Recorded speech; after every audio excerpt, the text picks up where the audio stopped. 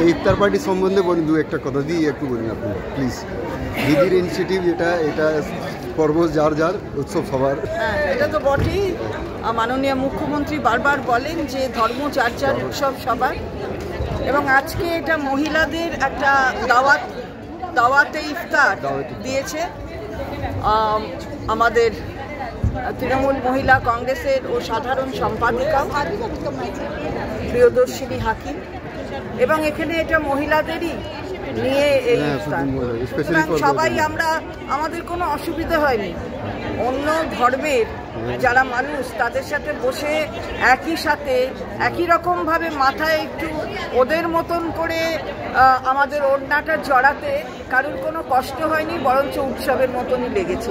মাথায় ঘোমটা আমাদের হিন্দুদের আর মুসলমানদের এইভাবে ওড়নাটা দেওয়ার মধ্যে কোনো পার্থক্য আমরা দেখি না। এই যে দিদির ইন্সপায়ার বলে, এটা কি বলছেন আপনি? ইন্সপায়ার বাই দিদি, একদমই ইন্সপায়ার্ড বাই দিদি যেটা সবসময় বলে ধর্ম কিন্তু উৎসব তাই সবার। তাই জন্য ইসলাম ধর্ম আমার, তাই রোজা আমি রাখি, নামাজ আমি পড়ি, তারাবি আমি।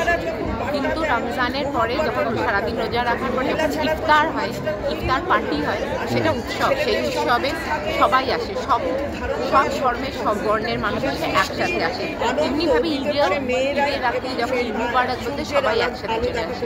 ঠিক তেমনিভাবে দুর্গাপুজোতে আমরা একসাথেই আনন্দ করি, একসাথে।